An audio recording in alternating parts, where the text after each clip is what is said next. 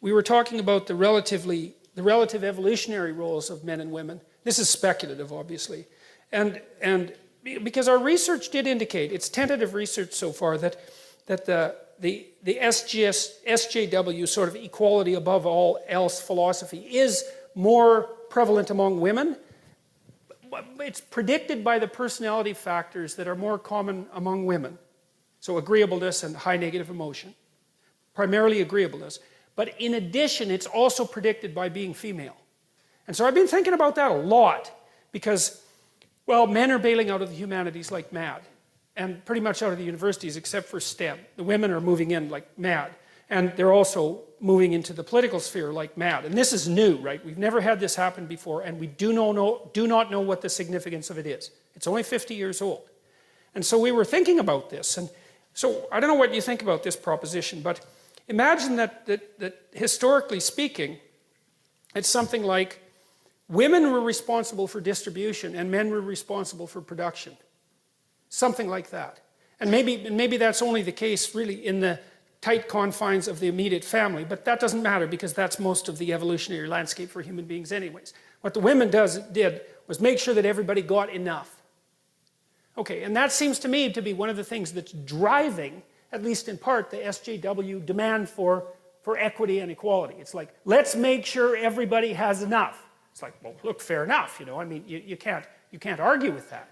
But there's an antipathy between that and the reality of differential productivity, you know, because people really do differ in their productivity. I think that the SJW phenomena is different, and I think it is associated, at least in part, with the rise of women to political power. And we don't know what women are like when they have political power, because they've never had it. I mean, there's been queens, obviously, and that sort of thing. There's been female authority figures, and females have wielded far more power historically than feminists generally like to admit. But this is a different thing. And we don't know what a truly female political philosophy would be like. But it might be, especially if it's not been well examined and it isn't very sophisticated conceptually. It could easily be, well, let's make sure things are distributed equally. Well, yeah, but sorry, that's just not going to fly. One of Peterson's main influences is the psychologist Carl Jung. Jung's psychology was built around the concept of the shadow, all the things about ourselves we don't want to accept. Our anger, negativity, unconscious judgments, and how we need to integrate all those disowned parts to grow. I'm convinced that's what's happening on a vast cultural level.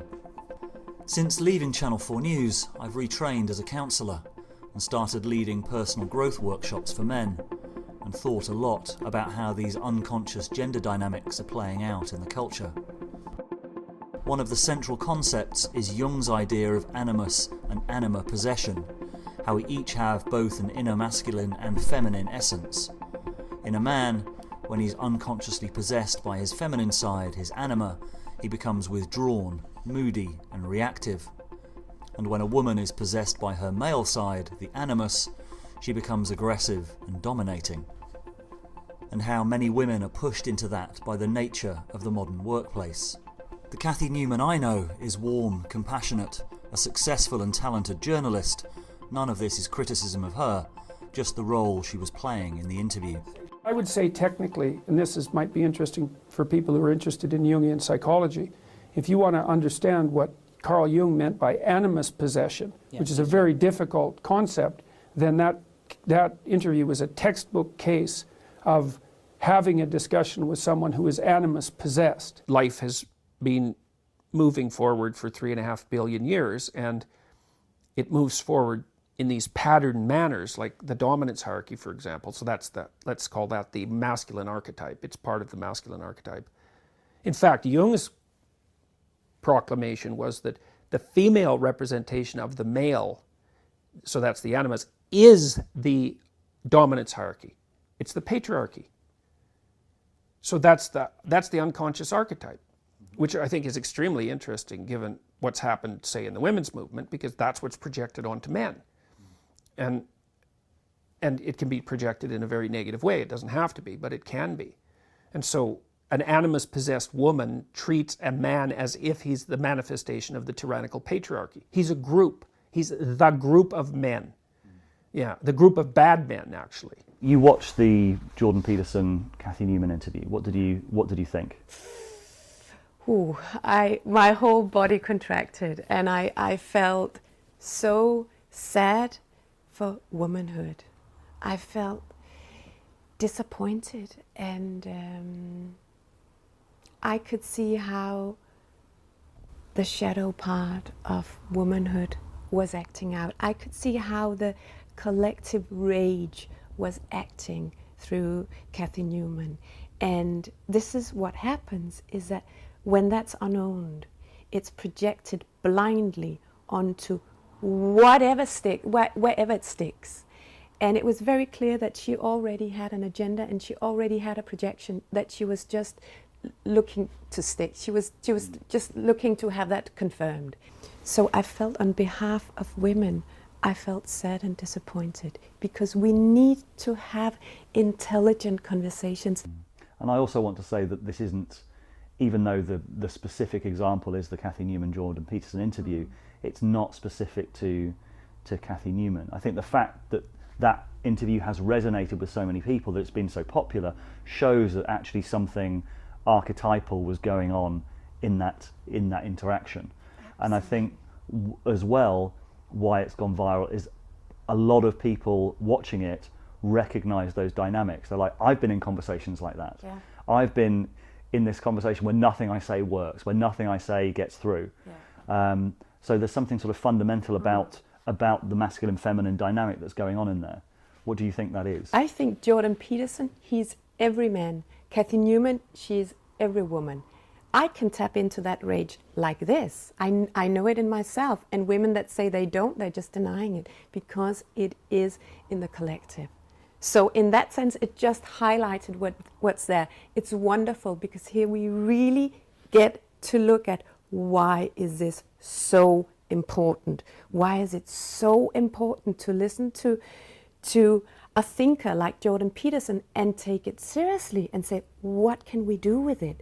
It's just so obvious that it's needed, because if this is where we are, if this is where society and culture is, if this is the ability to have an intelligent conversation, then we are in trouble. I really feel that there is this collective subconscious rage that is just boiling in women.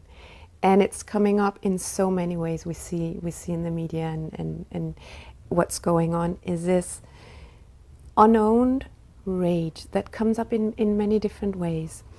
And on one hand, it needs to come out. We need to clear it. It needs to be expressed. It needs to be acknowledged. On the other hand, it's not enough. This is breaking the ice, so that the next step of evolution can, consciousness can start coming through. And that's what I'm lacking in women.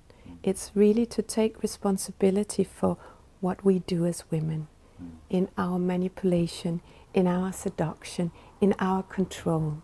And it's so easy for women to say, but that's just because we're angry and men did this and patriarchy. But it's such a lack of responsibility, and this women really need to know. I mean, that's the kind of shadow work, is the acceptance that we all have shadows, that men certainly have a shadow. There is a shadow around masculinity, but there's also a shadow around femininity. And while part of the cultural conversation now is toxic masculinity, and everyone knows what you mean by toxic masculinity, if you talk about toxic femininity, everyone still knows what you mean, but you can't have that conversation, which is, it's interesting what is allowed to be said and what is not allowed to be said at the moment. And that I think is very dangerous, that certain topics, certain conversations are off limits. Yeah. And this is where we see the victim persecutor dynamics activated, because women become the victims, and we make ourselves the victims, and we persecute men, but in that aggression, in that rage. And when we're the victims, we are in perfect control. We become the persecutors, because we say, it's all about blame.